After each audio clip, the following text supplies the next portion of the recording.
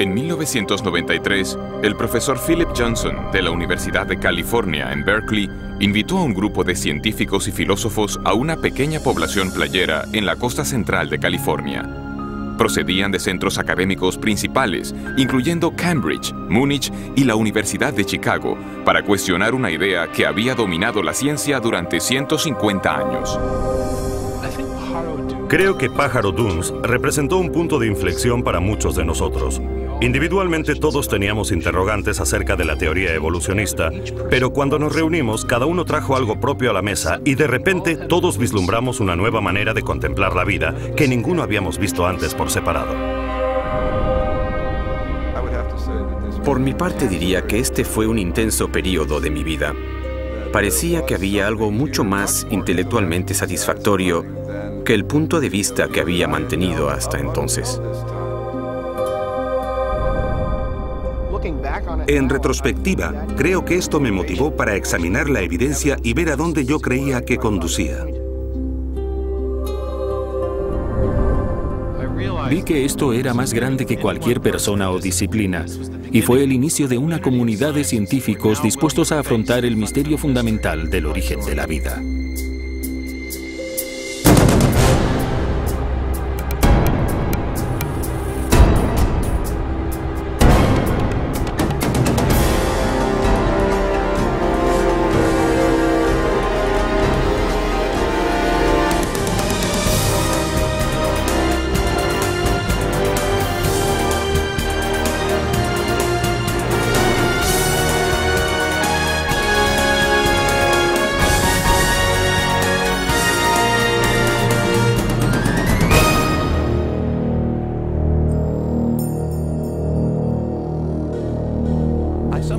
A veces me pregunto cómo es que alguien habla de alguna otra cosa, porque no hay nada más interesante que esto. ¿De dónde venimos? ¿Cómo hemos llegado aquí? ¿Qué nos trajo a la existencia? ¿Cuál es nuestra relación con la realidad como un todo? Contemplas la increíble diversidad y complejidad de la vida y es inevitable preguntar, ¿qué trajo todo esto a la existencia? ¿Fue simplemente el azar y la necesidad, fuerzas naturales sin dirección? ¿O hay algo más? ¿Hay un propósito, un plan, un designio? ¿El designio de una causa inteligente? Creo que esta es la pregunta fundamental.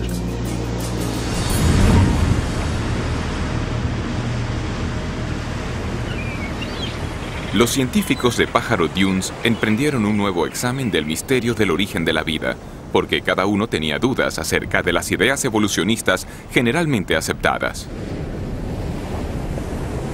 Entre ellos, el bioquímico Michael Behe cuestionaba cómo unos procesos naturales habrían ensamblado las intrincadas estructuras de las células vivas. Dean Kenyon era un biólogo evolucionista que ya no creía que la química, por sí sola, pudiera explicar el origen de la vida en la Tierra. Y Stephen Meyer, Paul Nelson y William Dembski buscaban un nuevo enfoque que pudiera explicar el origen de la información genética codificada en los organismos vivos. Estos científicos y filósofos comenzaron a formular una alternativa a la teoría central de la biología moderna, teoría surgida de la mente de un naturalista británico llamado Charles Darwin.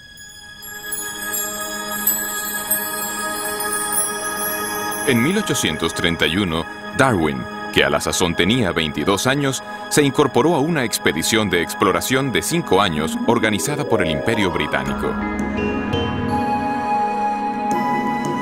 Zarpó de Inglaterra en la goleta HMS Beagle, navegó alrededor del extremo sur de América del Sur. Luego se dirigió rumbo al norte, hacia una cadena de islas volcánicas en el Pacífico, las Islas Galápagos.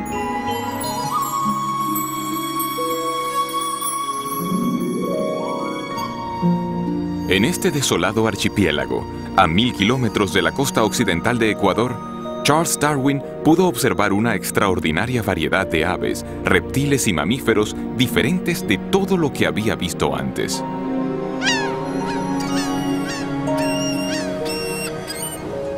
Durante más de un mes, Darwin estudió la vida vegetal y animal, tomó abundantes notas y recogió especímenes.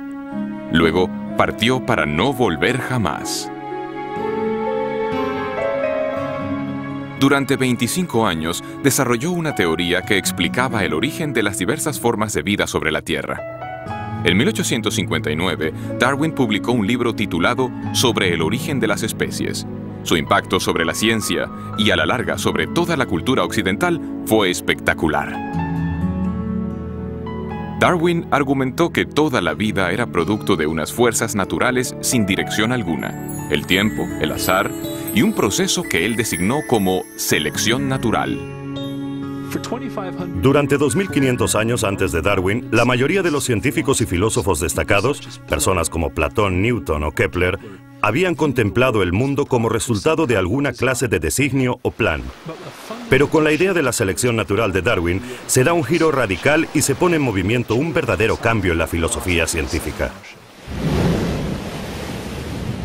Darwin no fue el primer científico en proponer una teoría de la evolución, pero sí fue el primero en proponer un mecanismo naturalista plausible que podía producir un cambio biológico a lo largo de inmensos periodos de tiempo.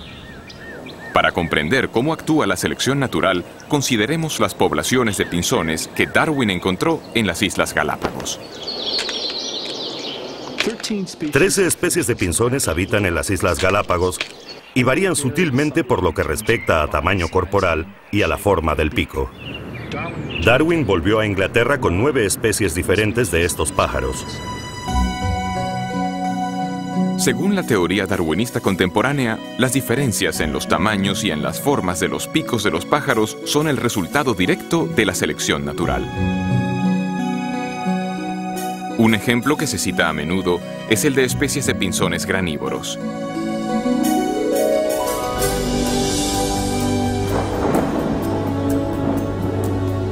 Después de temporadas de intensas lluvias, hay abundancia de pequeñas semillas blandas por todas las islas. Los pájaros con picos cortos pueden conseguir alimento con facilidad. Sin embargo, durante periodos de sequía, las únicas semillas disponibles están protegidas dentro de cáscaras duras y resistentes que permanecen en el suelo desde el año anterior. En estas circunstancias, solo pájaros con picos más largos y aguzados pueden romper las cáscaras y comer las semillas. Los pájaros con picos más largos sobreviven porque pueden alcanzar el alimento, mientras que otros pájaros no pueden. Así, el pico largo les confiere en este caso lo que los biólogos ahora llaman una ventaja funcional. Desafortunadamente, los pinzones con picos más pequeños mueren de hambre por no poder alcanzar el alimento. Si las condiciones de sequía persisten, el medio causa un cambio en los rasgos de toda la población de pinzones. Con el paso del tiempo, los picos largos pasan a sucesivas generaciones porque estos picos capacitan a los pájaros para sobrevivir. La selección natural era una idea convincente. Las variaciones físicas que resultaban ventajosas eran heredadas por generaciones sucesivas. Por medio de este proceso se alteraban las poblaciones y, con el paso del tiempo, surgirían organismos fundamentalmente diferentes, sin ninguna clase de dirección inteligente. Darwin quería explicarlo todo en la historia de la vida en términos de procesos naturales, no inteligentes, carentes de designio.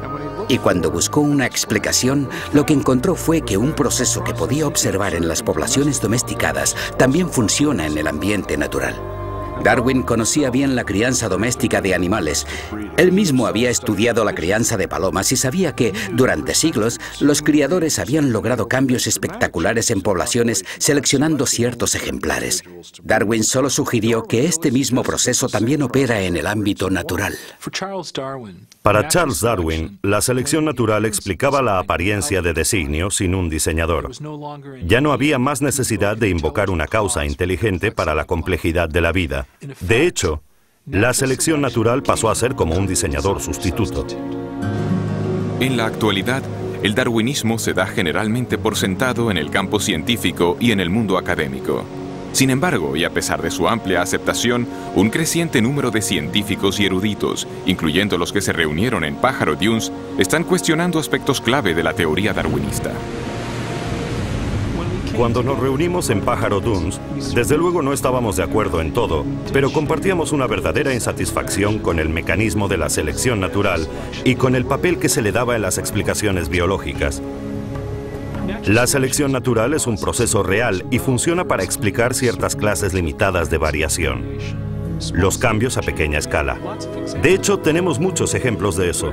Para lo que no funciona bien es para explicar lo que Darwin creía que podría explicar, la verdadera complejidad de la vida. Tenemos un pico de pinzón y luego tenemos el pinzón mismo. Un pequeño cambio en la estructura del pico frente al origen del organismo como tal. Son fenómenos de escala diferente. Son problemas de clase diferente. Y el problema importante para la biología es comprender dónde funciona la selección natural y dónde no funciona, y el porqué de la diferencia. La evidencia es muy convincente, y todos teníamos la sensación de que si dejábamos que la evidencia hablase por sí misma, nos llevaría en una dirección muy diferente, que nos alejaría de la selección natural hacia una conclusión distinta acerca del origen y de la naturaleza de la vida sobre la Tierra.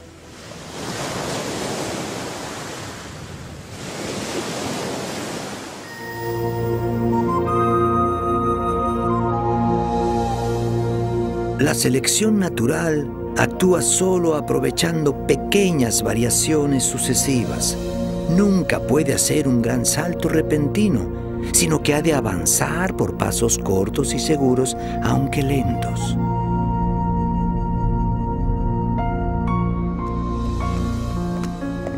Es realmente interesante observar que cuanto más sabemos acerca de la vida y acerca de la biología, tantos más problemas tiene el darwinismo y tanto más evidente se hace el designio. Desde 1988, el Dr. Michael Behe ha investigado sistemas biológicos complejos que parecen desafiar la explicación de la selección natural. Durante muchos años creí que la evolución darwinista explicaba lo que veíamos en biología. No porque yo viera cómo podía verdaderamente explicarlo, sino porque me dijeron que lo explicaba. En las escuelas me enseñaron biología darwinista.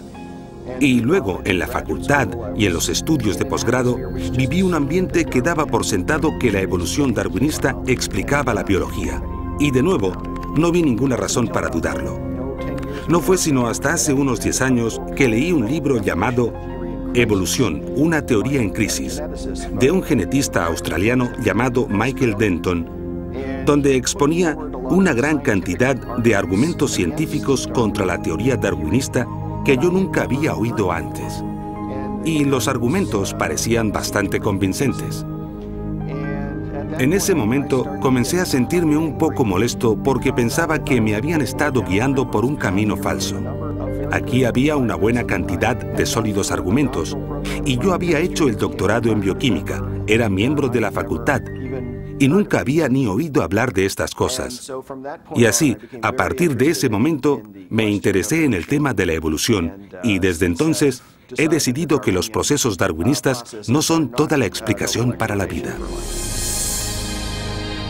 El escepticismo de Michael Behe parte en buena medida de lo que la moderna biología ha descubierto acerca de la unidad más fundamental de la vida, la célula. En el siglo XIX, en vida de Darwin, los científicos creían que la base de la vida, la célula, era un simple glóbulo de protoplasma, como un pequeño fragmento de gelatina o algo que no era difícil de explicar en absoluto. Esta percepción no cambió demasiado hasta los 50, pero a lo largo de la última mitad del siglo XX, nuestro conocimiento de la célula ha avanzado de manera formidable.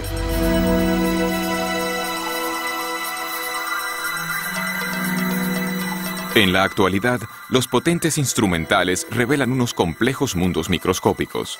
Mundos tan diminutos que un solo dedal lleno de un cultivo líquido puede contener más de 4.000 millones de bacterias unicelulares, cada una de ellas repleta de circuitos, instrucciones de ensamblaje y máquinas miniaturizadas, de tal complejidad que Charles Darwin jamás pudo haberse imaginado. En la misma base de la vida, donde las moléculas y las células realizan su función, hemos descubierto máquinas, literalmente máquinas moleculares. Hay diminutos camiones moleculares que transportan suministros de una parte a otra de la célula. Hay máquinas que capturan la energía de la luz solar y la transforman en energía utilizable.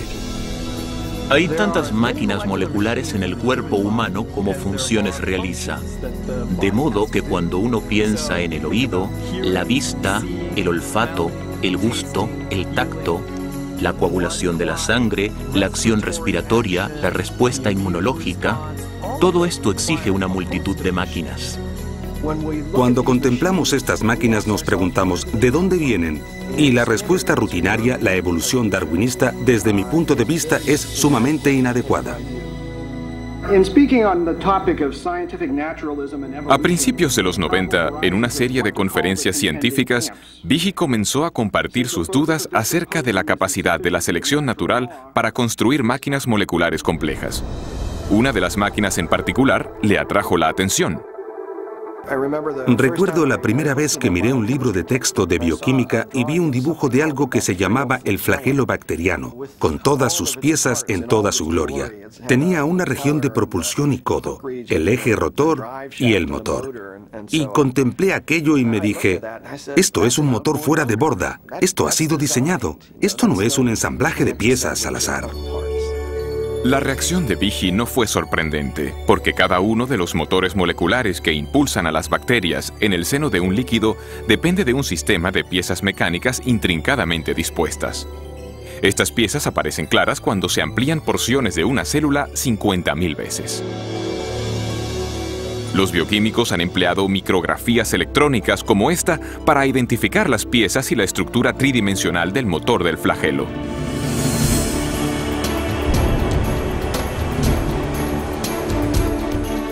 Con esta investigación han desvelado una maravilla de ingeniería a escala miniaturizada. Howard Berg, de Harvard, lo ha designado como la máquina más eficiente del universo. Algunas de estas máquinas giran a 100.000 revoluciones por minuto y tienen una conexión fija con un mecanismo transductor o detector de señales que recibe información del medio en que se encuentra. E incluso cuando están girando a esta velocidad, pueden detenerse en seco. Solo necesitan un cuarto de vuelta para detenerse y cambiar el sentido de giro y comenzar a girar a 100.000 revoluciones en la otra dirección. Y lo mismo que los motores fuera de borda, tiene una gran cantidad de piezas que son imprescindibles para su funcionamiento.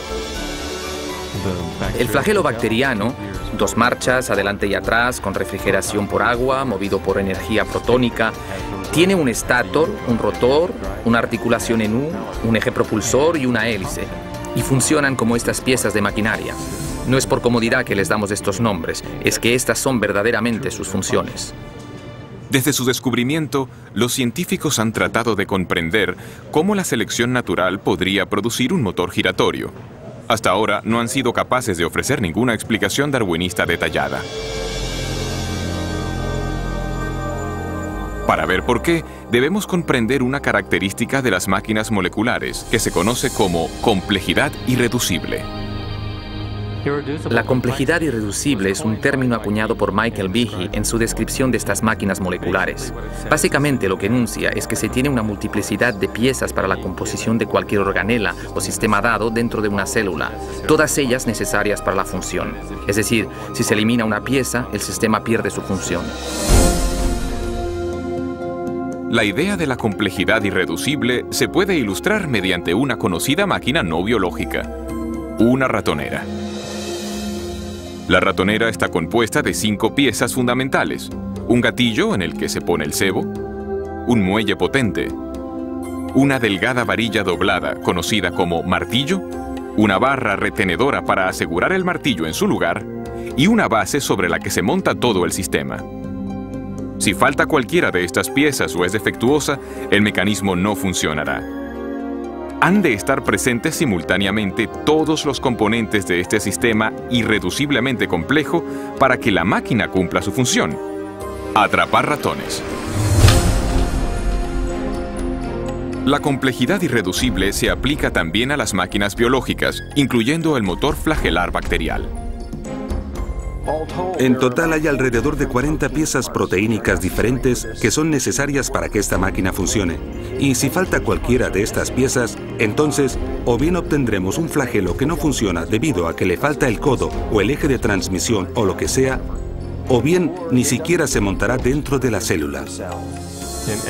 En términos evolutivos, tenemos que poder explicar cómo se puede construir este sistema de forma gradual cuando no hay función hasta que se tienen todas estas piezas en su sitio.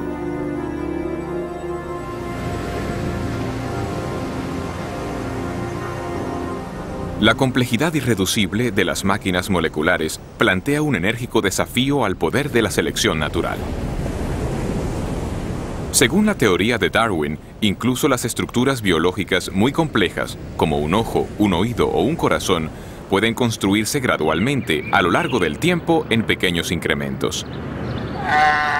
Sin embargo, tal como Darwin puso en claro, la selección natural solo puede tener éxito si estos cambios genéticos al azar proporcionan alguna ventaja al organismo en evolución en su lucha por la supervivencia.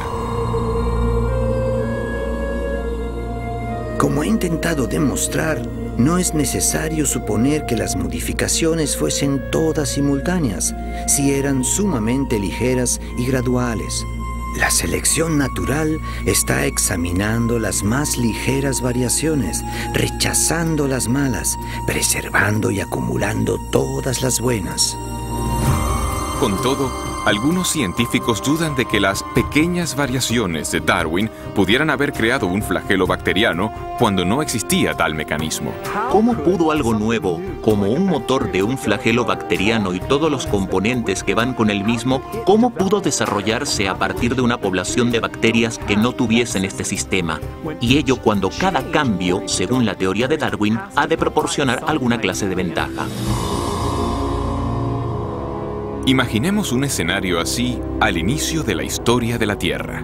Una bacteria en evolución desarrolla de alguna manera una cola y quizá incluso las piezas necesarias para unirla a la pared celular.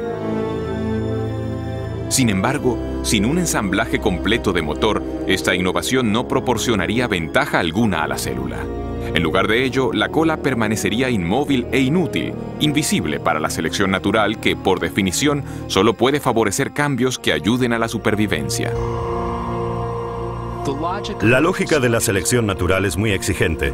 A menos que el mecanismo del flagelo esté totalmente ensamblado y funcione de verdad, la selección natural simplemente no puede preservarlo, no puede pasar a la siguiente generación. El punto importante a comprender acerca de la selección natural es que selecciona solo con vistas a una ventaja funcional. En la mayoría de los casos, lo que hace la selección natural es eliminar cosas que carecen de función o que tienen una función que perjudica al organismo. De modo que si se tuviese una bacteria con una cola que no funciona como flagelo, lo más probable es que la selección natural la eliminase. La única manera en que un flagelo sea seleccionado es que el flagelo funcione, y esto significa que todas las piezas del motor han de estar en su sitio para empezar. De modo que la selección natural no puede producir el flagelo bacteriano, solo puede actuar después de que el flagelo está ahí y es operativo. En 1996, Michael Behe publicó un libro titulado La caja negra de Darwin. En esta obra argumenta que la selección natural, el diseñador sucedáneo de Darwin, no puede explicar el origen del flagelo bacteriano ni de ningún otro sistema biológico irreduciblemente complejo. En lugar de ello, Behe llegó a la conclusión de que la complejidad integral de estos sistemas indica un designio inteligente. La caja negra de Darwin de inmediato suscitó controversia. Más de 75 publicaciones, incluyendo algunos de los principales diarios y revistas científicas del mundo, publicaron reseñas. Algunos científicos elogiaron el libro de Behe, otros lo desecharon como acientífico y con motivaciones religiosas. Los críticos de Behe también insistieron en que había subestimado el poder de la selección natural. Argumentaron que el motor flagelar podría haber sido construido con piezas empleadas para construir máquinas más simples, como esta bomba celular usada. Si los componentes de la bomba ya existían, podrían haber sido preservados por la selección natural ya antes que surgiera el motor bacteriano. Esta teoría recibe el nombre de coopción.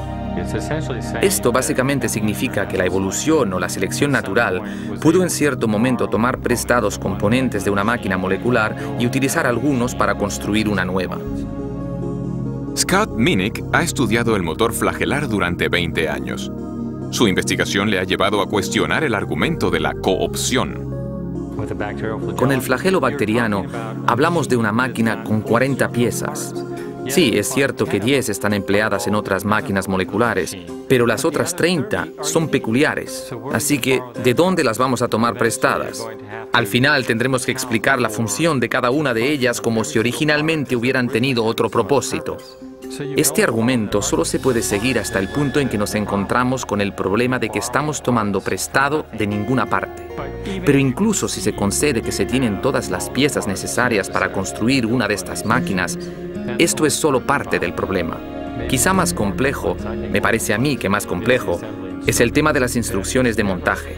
Esto nunca lo abordan los oponentes del argumento de la complejidad irreducible.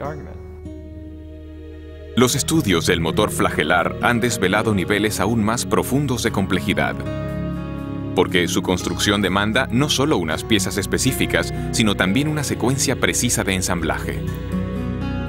Las piezas deben fabricarse en el momento oportuno, con la cantidad apropiada de componentes. Deben ensamblarse secuencialmente. Hay que poder saber si se han ensamblado correctamente para no malgastar energía en una estructura que no va a ser funcional. La construcción de una máquina molecular ha sido comparada con la edificación de una casa. Los obreros siguen unos planos e instrucciones detalladas de ensamblaje. Los cimientos de la casa se echan antes de levantar las paredes. Las tuberías y la electricidad se instalan antes del acabado. Las ventanas antes del recubrimiento de las paredes. Y las tejas se ponen solo después de la primera cubierta impermeable del tejado. Y así sucede con la construcción del motor flagelar. Esta estructura se construye de dentro hacia afuera. Se cuenta la cantidad de componentes en una estructura anular de un estator y cuando esto queda ensamblado, se recibe una realimentación que dice, vale, no más de este componente. Se añade el eje, se añade un anillo, se añade otro eje y cuando la articulación en U ha llegado a un cierto tamaño y a un cierto grado de curvatura, esto se cierra y luego empiezan a añadirse los componentes para el propulsor.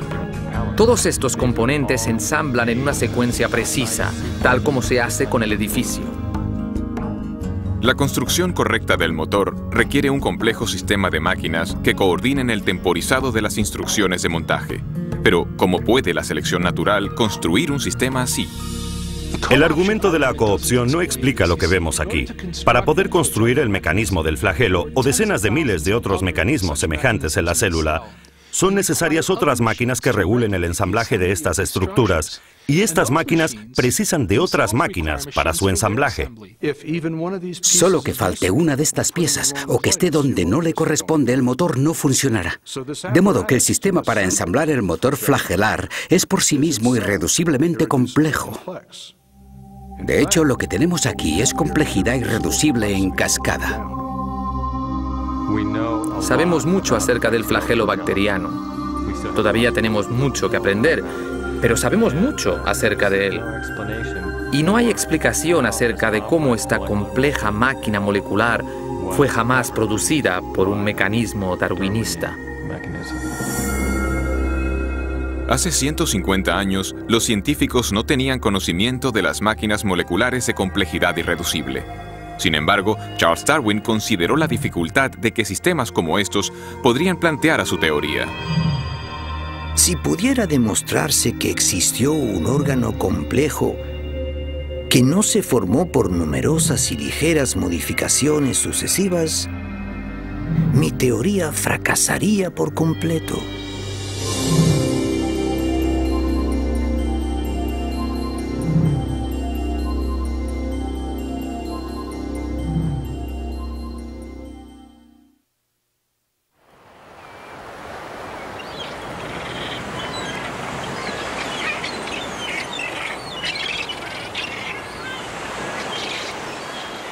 En biología, de hecho, hay dos grandes interrogantes. ¿Cómo se consiguen nuevas formas vivientes con nuevas estructuras como alas y ojos a partir de vida que ya existe? Y segundo, ¿cómo se originó la vida en la Tierra por primera vez?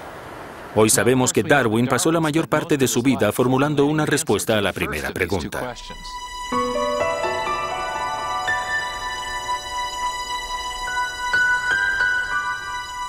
Charles Darwin comparaba la historia de la vida en la Tierra con un gran árbol con ramas. La base del árbol representaba la primera célula viviente. y las ramas eran nuevas formas de vida más complejas que habían evolucionado a partir del primer organismo primitivo. Darwin intentaba explicar cómo se habían originado las ramas del árbol de la vida.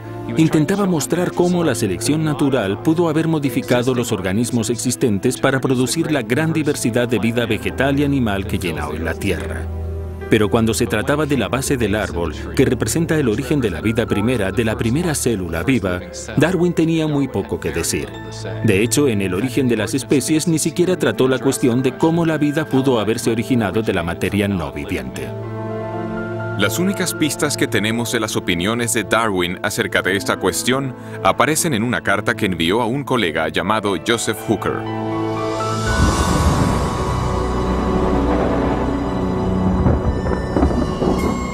Por lo que respecta a la primera producción de un organismo viviente, sí, y oh, qué gran sí, pudiéramos imaginarnos en algún pequeño y cálido estanque con toda clase de sales amoniacales y fosfóricas, luz, calor y electricidad presentes, que se formase químicamente un compuesto proteínico listo para sufrir cambios aún más complejos. Hoy esta materia sería devorada al instante, pero puede que esto no fuese así antes que se formasen criaturas vivientes. En los últimos años de su vida, Darwin hizo poco por desarrollar su idea de que hubiera surgido una célula primitiva de compuestos químicos simples en las aguas primordiales de la Tierra primitiva. Pero más adelante, en los años 20 y 30, un científico ruso llamado Alexander Oparin formuló una detallada teoría acerca de cómo esto hubiera podido suceder, y la llamó evolución química.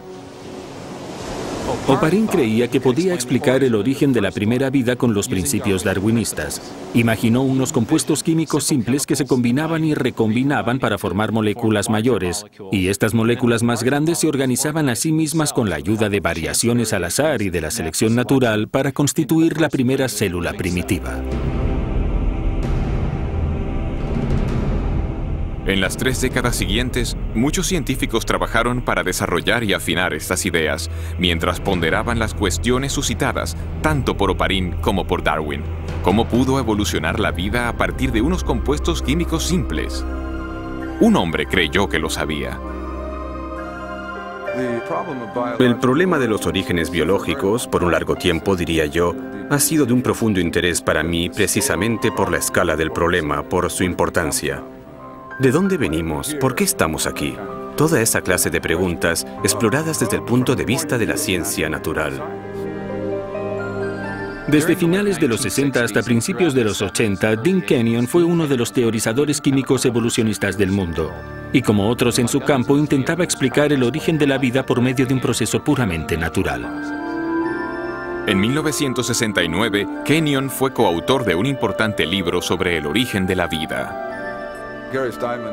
Gary Steinman y yo mismo creíamos que si lográbamos reunir en una exposición seguida todas las líneas de evidencia empírica acumuladas desde los 60, nos entusiasmaba la posibilidad de explicar el origen de los principales elementos componentes de la vida.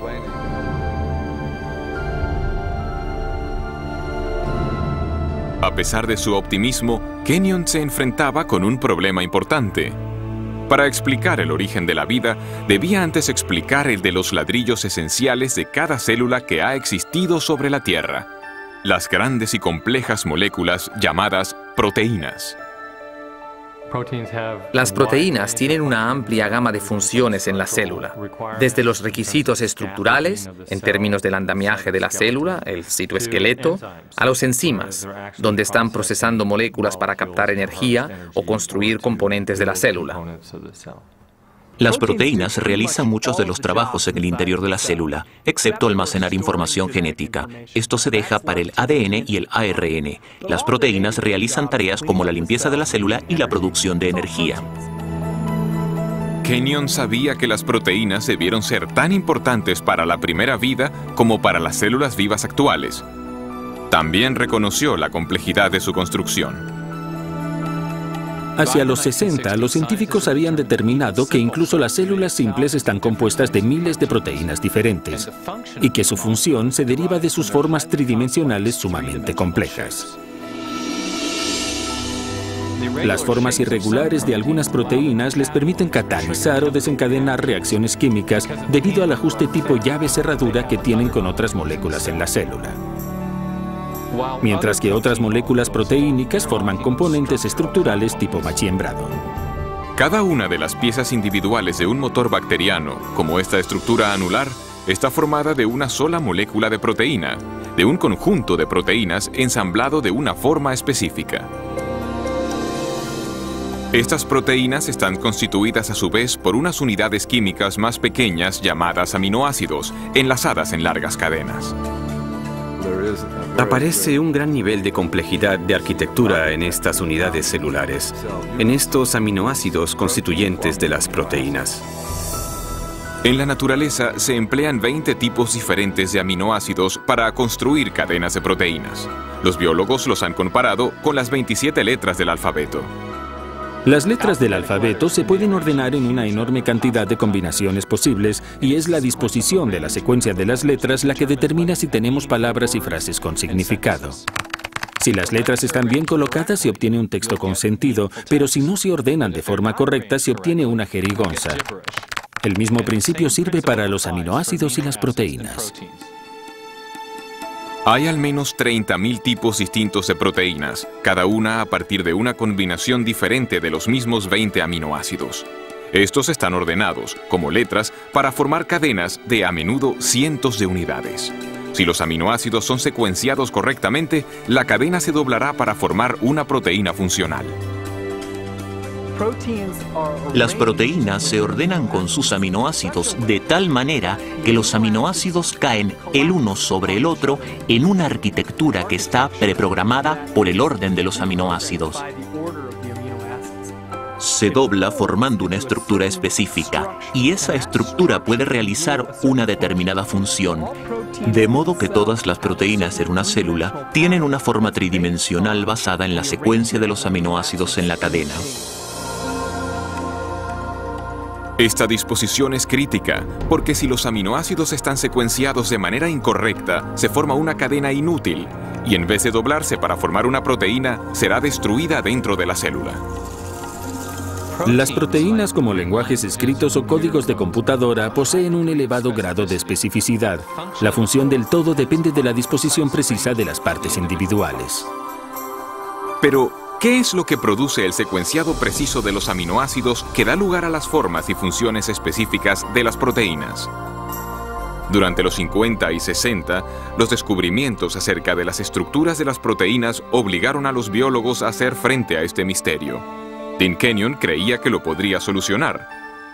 En su libro Predestinación bioquímica, Kenyon y su coautor Gary Steinman propusieron una sugerente teoría. Kenyon escribió: la vida pudo haber estado bioquímicamente predestinada por las propiedades de atracción que existen entre sus componentes químicos, en particular entre los aminoácidos en las proteínas. Cuando apareció Predestinación bioquímica, mi coautor y yo estábamos totalmente convencidos de que teníamos una explicación científica para los orígenes. Kenyon propuso que las propiedades químicas de los aminoácidos hacían que fuesen atraídos entre sí para formar las largas cadenas que llegaron a ser las primeras proteínas, los componentes más importantes de la célula viva. O sea que la vida era inevitable, predestinada por nada más que la química. Muchos científicos abrazaron las ideas de Kenyon, y durante los siguientes 20 años, Predestinación bioquímica se convirtió en un bestseller sobre la teoría de la evolución química. Pero 5 años después de la publicación del libro, Kenyon comenzó a dudar de la credibilidad de su propia teoría.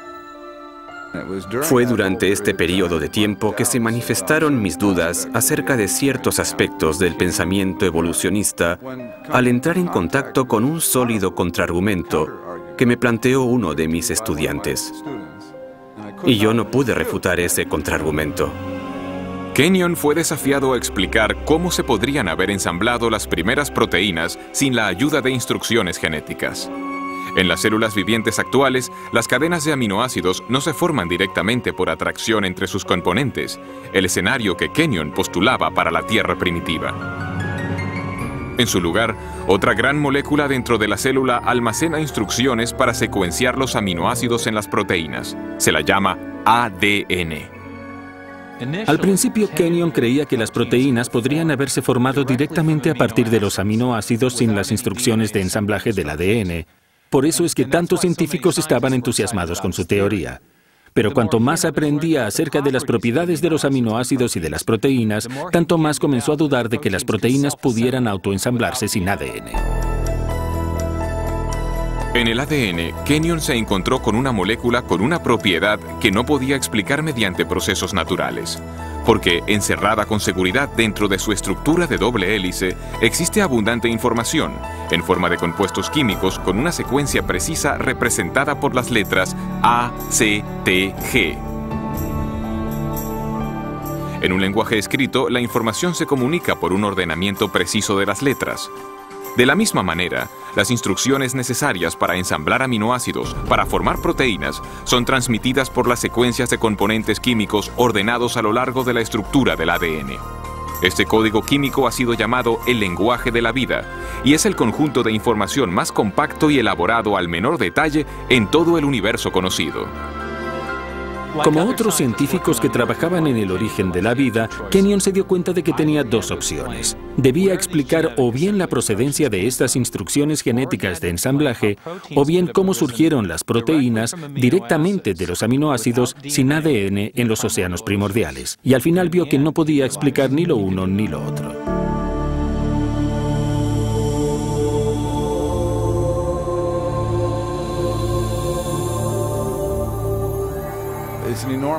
Es un enorme problema cómo hubiera podido reunirse en un diminuto volumen submicroscópico del océano primitivo todos los cientos de diferentes componentes moleculares que se necesitarían para establecer un ciclo de autorreplicación. Y así fue como mis dudas acerca de si los aminoácidos podrían ordenarse a sí mismos en secuencias biológicas con significado, sin la presencia de un material genético preexistente, llegaron, para mí, a un punto intelectual decisivo hacia el final de la década de los 70. Mientras Kenyon reevaluaba su teoría, nuevos descubrimientos bioquímicos debilitaron más aún su convicción de que los aminoácidos se organizaran ellos solos para formar proteínas. Cuanto más efectuaba mis propios estudios, incluyendo un periodo en el Centro de Investigaciones Ames de la NASA, tanto más evidente se hacía que había múltiples dificultades con la explicación de la evolución química. Y el posterior trabajo experimental demostró que los aminoácidos no tienen la capacidad de ordenarse a sí mismos para formar ninguna secuencia biológica con significado. Enfrentado a crecientes dificultades con su propia teoría y a un creciente cuerpo de datos científicos acerca de la importancia del ADN, Kenyon se vio forzado a hacer frente a la absoluta necesidad de la información genética. Cada vez más pensaba en la alternativa que se presentaba en la crítica y en el enorme problema que todos los que trabajamos en este campo habíamos descuidado de afrontar, el problema del origen de la información genética misma. Entonces tuve que reexaminar toda mi posición tocante a los orígenes. Para Dean Kenyon, un nuevo interrogante llegó a ser el foco de su investigación en búsqueda del origen de la vida. ¿Cuál era la fuente de la información biológica en el ADN? Si se podía llegar al origen de los mensajes codificados dentro de la maquinaria viviente, entonces habríamos dado con algo intelectualmente mucho más satisfactorio que esta teoría de evolución química. Kenyon se daba cuenta de que las alternativas se iban reduciendo. Para la década de los 70, la mayoría de los investigadores rechazaba la idea de que la información necesaria para construir la primera célula se produjera por el mero azar.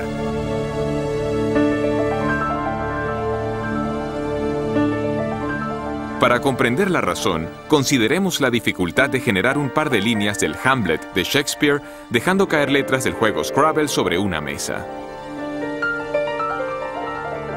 Luego consideremos que las instrucciones genéticas específicas para construir las proteínas ni del organismo unicelular más simple llenarían cientos de páginas de texto impreso. Los biólogos serios que estudian el origen de la vida no creían que ésta hubiera surgido solo al azar. Se imaginaban a la selección natural actuando sobre variaciones al azar entre compuestos químicos para producir la primera vida, pero había un problema con esta propuesta. Por definición, la selección natural no podría haber funcionado antes de la existencia de la primera célula viva, porque solo puede actuar sobre organismos capaces de reproducirse, las células dotadas de ADN que pasan sus cambios genéticos a generaciones futuras. Sin ADN no hay autorreproducción, pero sin autorreproducción no hay selección natural, de modo que no se puede usar la selección natural para explicar el origen del ADN sin dar por supuesta la existencia de aquella misma cosa que se está tratando de explicar. El azar, la selección natural y su propia teoría de autoorganización. Todo había fracasado para explicar el origen de la información genética. Ahora, Kenyon veía solo una alternativa. No hay ni la más ligera posibilidad de un origen evolutivo químico, ni siquiera para la más simple de las células. De modo que el concepto de un designio inteligente de la vida me resultó inmensamente atractivo y con mucho sentido, ya que coincidía estrechamente con los múltiples descubrimientos de la biología molecular. En los años transcurridos desde el rechazo de la evolución química por parte de Kenyon, la ciencia ha desvelado los detalles de todo un sistema de procesado de la información que lleva la marca del designio inteligente.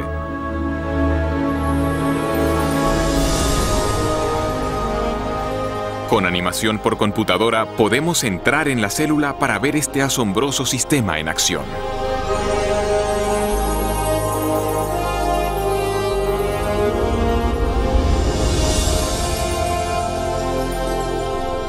Después de entrar en el núcleo de la célula, vemos las hebras de ADN bien enrolladas. Son las bibliotecas de instrucciones necesarias para construir cada proteína en un organismo.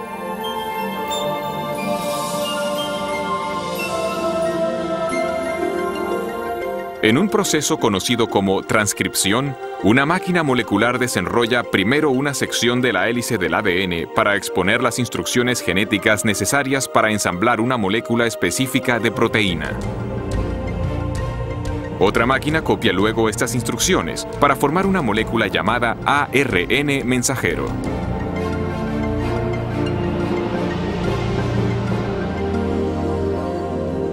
Cuando se ha completado la transcripción, la delicada hebra de ARN lleva la información genética a través del complejo de poros del núcleo, el regulador de tráfico adentro y afuera del núcleo.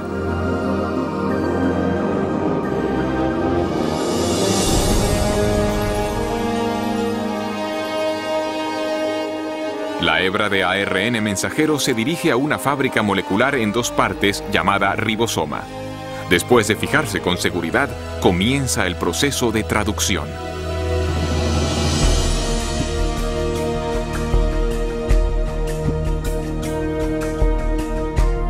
Dentro del ribosoma, una cadena de montaje molecular ensambla una cadena de aminoácidos secuenciada de una manera específica. Estos aminoácidos son transportados desde otras partes de la célula y luego son ensamblados en cadenas a menudo de cientos de unidades de longitud. Su orden de secuencia determina la clase de proteína manufacturada.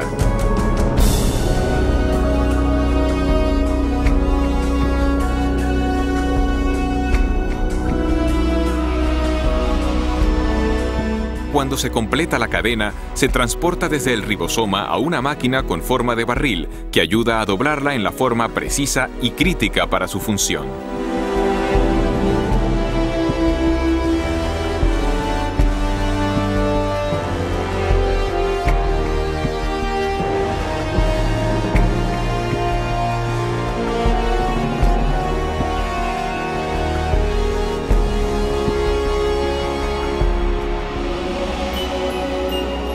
Después que la cadena queda doblada como proteína, es liberada y conducida por otra máquina molecular al lugar exacto donde se la necesita.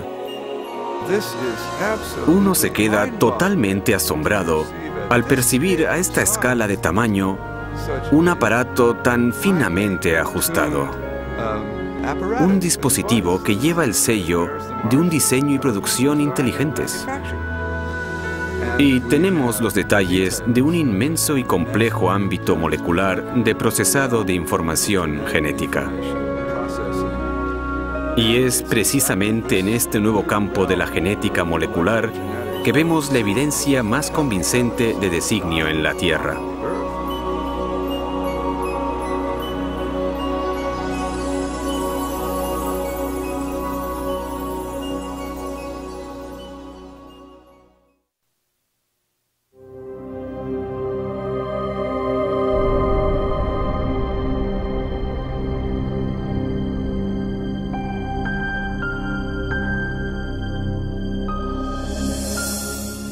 Cuando observo máquinas moleculares o el proceso increíblemente complejo por el que se dividen las células, debo preguntarme, ¿es posible que haya una inteligencia detrás de todas estas cosas?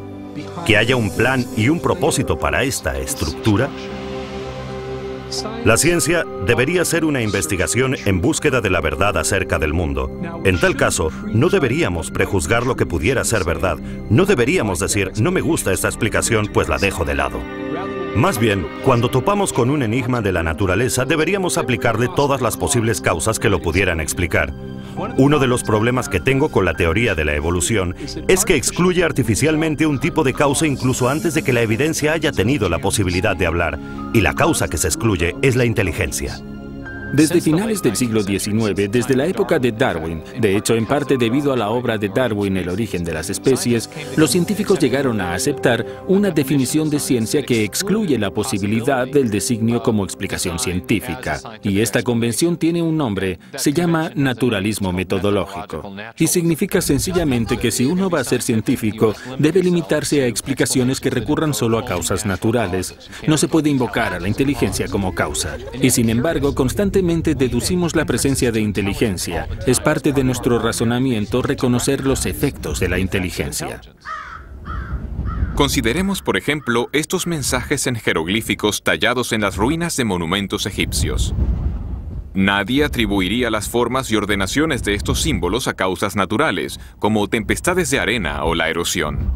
Más bien, las reconocemos como obra de antiguos escribas, unos agentes humanos inteligentes. Un razonamiento similar nos lleva a concluir que las misteriosas figuras de piedra de la isla de Pascua no se formaron por la acción del viento y del agua durante largos espacios de tiempo. Tampoco pretendemos que las plantas puedan adquirir estas formas tan familiares sin alguna clase de dirección inteligente.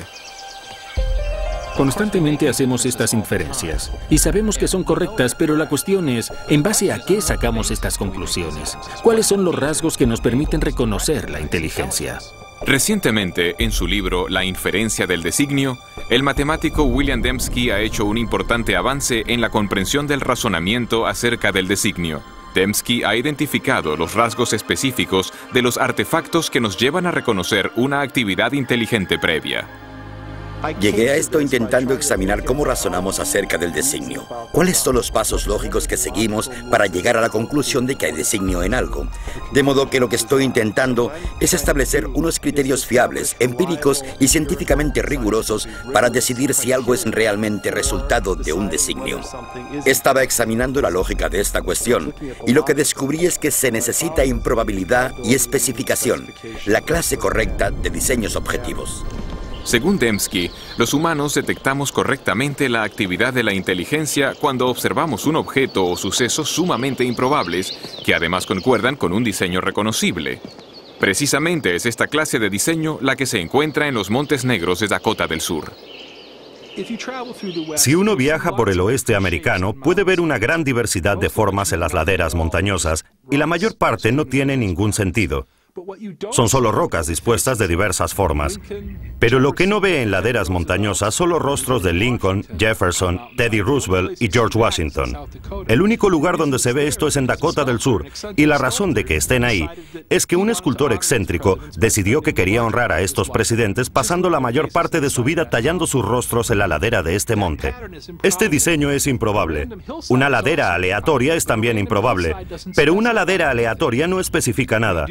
Pero sabemos que hubo 4 personas que fueron presidentes de los Estados Unidos que tenían unos rostros con unos rasgos determinados, y estos rasgos en las montañas de Dakota del Sur concuerdan con los que aparecen en otras partes.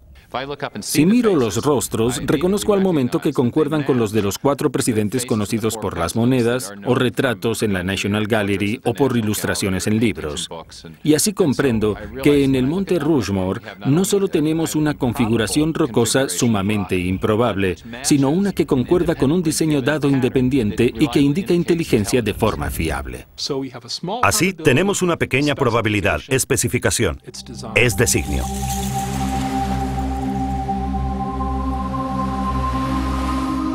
En una playa, otro diseño improbable escrito en la arena ilustra cómo detectamos el designio. Nadie inferiría que este mensaje fue escrito por el movimiento de las mareas. Al contrario, por las características de este diseño, identificamos las palabras como producto de la inteligencia. Este ordenamiento improbable también se ajusta a un diseño dado independientemente, esto es, las formas de las letras que reconocemos del alfabeto latino y las palabras que conocemos del vocabulario inglés. Y de este modo es la improbabilidad de esta disposición, junto al hecho de que se ajusta a una pauta dada independientemente, lo que lleva a la conciencia de que hay un designio. Esta ilustración sugiere que los criterios de William Dembski para la detección del designio, una probabilidad pequeña y especificación, son esencialmente equivalentes a información. El tipo de información presente no solo en imágenes, textos escritos y secuencias numéricas, sino también codificada en software y en las ondas radioeléctricas. La capacidad de detectar información en transmisiones electromagnéticas ha posibilitado una singular búsqueda de inteligencia. Durante más de 3 décadas, astrónomos del programa SETI, Búsqueda de Inteligencia Extraterrestre, han rastreado señales de radio del espacio exterior para intentar descubrir pautas llenas de información.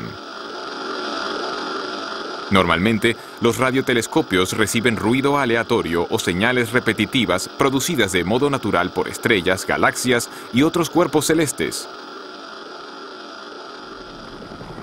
Pero los astrónomos reconocen que si llegan a identificar una señal portadora de información, esto confirmaría la existencia de vida inteligente más allá de la Tierra.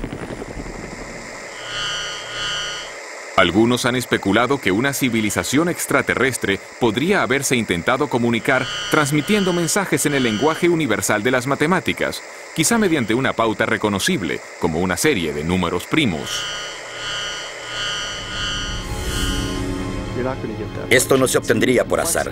Se necesitaría complejidad o improbabilidad, muchísimos números primos y una pauta. Tendría que ser justo la pauta adecuada, no la que uno imponga, sino una que esté ahí objetivamente. Hasta hoy, el SETI ha fracasado en su intento de descubrir cualquier pauta o información que pudiera indicar una inteligencia en una galaxia lejana. Pero en otro universo, mucho más cercano a nosotros, los científicos han descubierto una gran riqueza de información dentro del núcleo de la célula viva. El ADN posee una estructura ideal para ser soporte de información. En las A's, T's, C's y G's, las bases de la doble hélice del ADN, hay capacidad para almacenar una prodigiosa cantidad de información. De hecho, no hay entidad en todo el universo conocido que almacene y transmita más información y de una manera más eficiente que la molécula de ADN. Una secuencia completa de ADN humano tiene 3.000 millones de caracteres individuales. El análisis de las zonas de codificación de la molécula del ADN muestra que sus caracteres químicos tienen un orden específico que les permite comunicar instrucciones o información detalladas, muy parecido a letras en una frase o a dígitos binarios en un código de computadora. Bill Gates dijo que el ADN es como un programa de computadora, pero más complejo que cualquiera que hayamos podido desarrollar. Y si lo pensamos siquiera por un minuto, resulta una observación de lo más sugerente.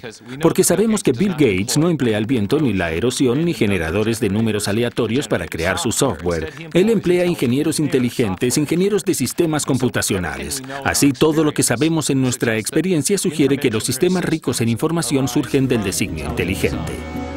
Pero ¿qué hacemos del hecho de que hay información en la vida, en cada célula viva de cada organismo vivo? Este es el misterio fundamental. ¿De dónde procede esta información?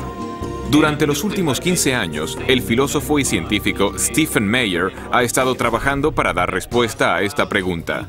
Meyer ha desarrollado un argumento para demostrar que el designio inteligente proporciona la mejor explicación para el origen de la información necesaria para construir la primera célula viva. Forma parte de nuestra base de conocimiento que los agentes inteligentes pueden producir sistemas ricos en información. De modo que este argumento no se basa en lo que no sabemos, sino que se basa en lo que sí sabemos acerca de la estructura de causa y efecto del mundo. Hoy en día sabemos que no hay explicación naturalista, que no existe ninguna causa natural que produzca información. Ni la selección natural, ni procesos de autoorganización, ni el puro azar.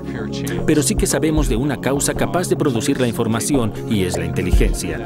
Así que cuando alguien infiere designio por la presencia de información en el ADN, de hecho, está haciendo lo que en las ciencias históricas se denomina una inferencia hacia la mejor explicación. De modo que cuando encontramos un sistema rico en información en la célula, concretamente en la molécula de ADN, podemos inferir que una inteligencia entró en juego en su origen, incluso aunque no estuviéramos allí para observar el origen del sistema.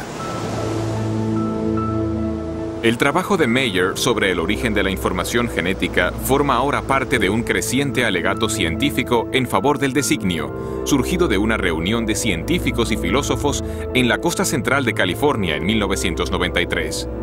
Su objetivo era reexaminar una idea que había dominado la biología durante más de un siglo. Durante el proceso concibieron una teoría que se ha conocido como designio inteligente.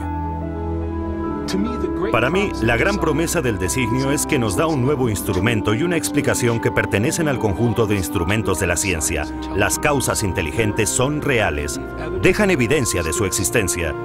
Y una ciencia sana es una ciencia que busca la verdad y que deja que la evidencia hable por sí misma. El argumento a favor del designio inteligente se basa en una observación de los hechos. Ahora bien, esta es mi definición de buena ciencia. Es observación de los hechos. Y cuando se observan los hechos, como lo hizo Michael Behe, ¿qué es lo que se observa? Se observa este increíble diseño de complejidad interrelacionada. Y la forma como llegamos a la conclusión de un designio inteligente para el flagelo bacteriano es la misma que para un motor fuera de borda. En el fuera de borda vemos cómo las piezas interactúan y sabemos que esto lo hizo alguien. El razonamiento es el mismo para las máquinas biológicas, de modo que la idea del designio inteligente es totalmente científica. Desde luego, puede que tenga implicaciones religiosas, pero no depende de premisas religiosas. Cuando observo la evidencia objetivamente, sin excluir la posibilidad de designio, sencillamente el designio se destaca como la explicación más probable. Y por eso creo que es la correcta. Creo que el designio vuelve a estar sobre la mesa. Estos sistemas no pueden explicarse por ley natural. Y si buscamos la verdad y realmente están diseñados, si hay que ser ingenieros de sistemas para comprenderlos, entonces, ¿cuál es el problema? Uno va a donde los datos le llevan. Y las implicaciones, sí, claro, tienen profundas implicaciones metafísicas, pero si es así, que así sea. Por tanto, es una idea impactante que el universo sea racional y comprensible, con la rúbrica de una inteligencia suprema que ha querido que este mundo sea comprendido. Y es algo que garantiza el programa de la ciencia, porque entonces uno puede contemplar el mundo y el mundo tendrá sentido. Si todo fuese simplemente un conjunto caótico, no habría motivo para esperar racionalidad ahí.